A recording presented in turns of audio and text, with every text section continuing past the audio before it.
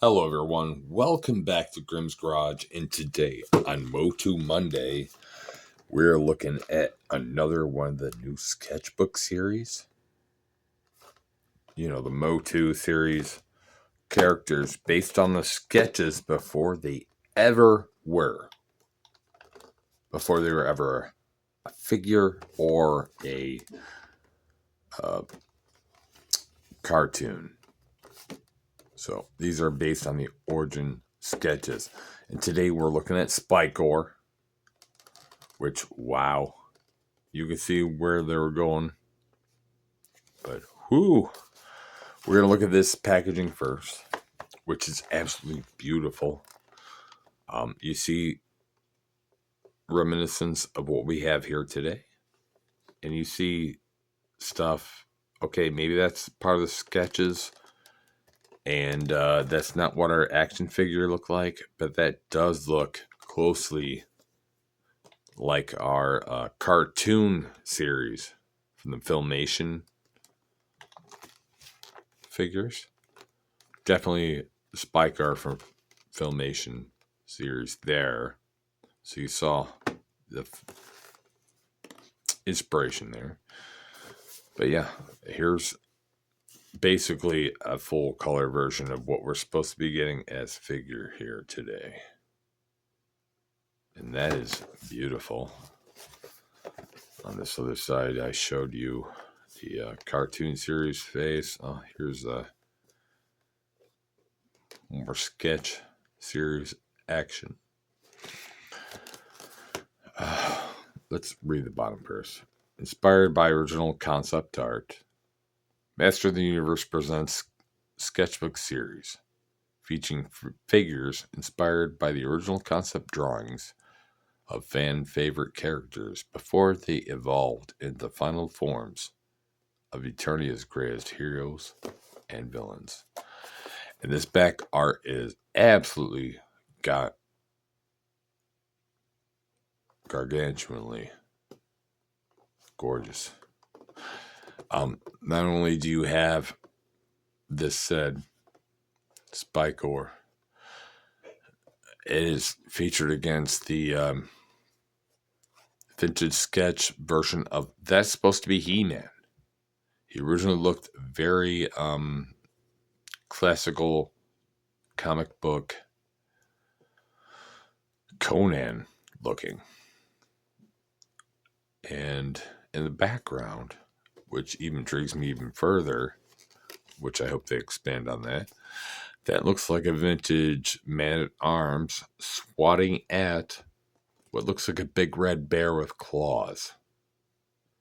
As far as I know, that's a sketchbook version of Beastman, where his original version was more like Panther or Battle Cat. But he wasn't a cat, he was a bear, but red. And in the end, they just anthropomorphized him and made him a human Catman character. But with that out of the way, I'm going to take a few seconds, get this toy out of the box, and I'll be right back. All right, here we are, fully unboxed. And one thing I forgot to mention is that the first issue of the sketch series, which I have and reviewed, you can go back and look at a video of it. I think it was Grizzlor and oh my gosh, Hordak. It was a double pack. And the only reason why I'm mentioning that, because this is the third one, there's a fourth one I have to mention. But the packaging for this, if you notice, I'm sorry, it's square on the left, but scooped on the right, like it's part of a double piece. And the original first issue of the sketch series was a double pack this size of the two characters previously mentioned, Grizzlor and Hordak. Now, this current package obviously looks like an intentional half of the package. And we do have our beloved SPIKOR here. Now, I haven't seen, I picked this guy up in my local Target. And he is so cool. So cool. I don't care. Anyway, I did pick him up at my local Target, and unfortunately he didn't come with the other option wasn't offered. Whatever he was supposed to be paired with, which I assume is Cyclone, which I see online looks super cool. Can't wait to get hold of him. What was offered at my local Target along next to him was the new Turtles crossover with Transformers. It was Skeletor with Megatron, I think, which I don't think I'm going to collect. So I assume maybe that's how the Mattel is packaging these things. So I hope Nuck's package of TMNT Transformers, they ship another sketch series for us. And yeah, I've been talking too long, and we're getting a look at this. The armor is, pretty reminiscent of the original, like the standards. If you look at the belts and in the center of this, but these spikes are obviously way more than the original. And of course, original SPIKOR is purple base, where this guy is orange based. And his head is way more accentuated, spiky. He has way more of a pig nose. There is a slight pig nose incentive on the original character, but not as much as this, including the earrings. This is like SPIKOR mixes with Bebop from Ninja Turtles, to be honest with you. But yeah, this guy looks really cool. And the fact that they put these in the original style form, toy form, I don't care that it never existed before. I'm super happy with adding these guys in my new collection. Even if I have to make up separate characters for the multi-characters, if he's standing next to the original SPIKOR, or maybe there was some morphing situation going on. But either way, this SPIKOR is supposed to have a tail that's original to this guy. And at first, when I saw it in the package, I assumed maybe it was a remolding with spikes from the Turtles of Grayskull series. There was a leatherhead that had a hefty tail. But no, that's fully original. We got that lodged in there, and that is awesome.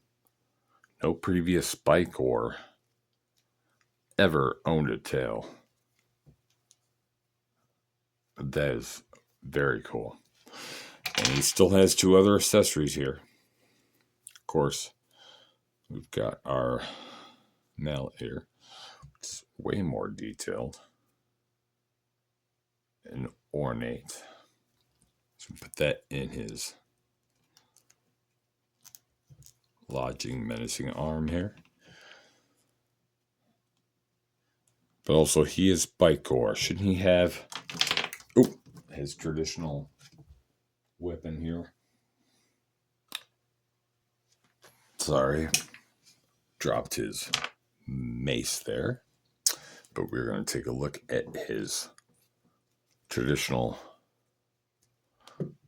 forking hand, I guess you would say. This one's not extending, and it's not blue or gray. I'm sorry, I just picked off the floor and I've cast, so there's a hair or 2 on there. But this one is red. And it's very intriguing. Of course, let's pull his wrist off to replace. And now we have a traditional SPIKOR fisting arm, I guess, as you would say. It's not extending, and it's an alternate color, but suits this completely alternate color character. I'm sorry, I love the sketch series. I don't care what anybody else thinks. They're just more MOTU for me. And that makes me feel yippity. So thank you for joining me today. I hope you join me again soon. I hope you have a very good night. And I'll see you again soon.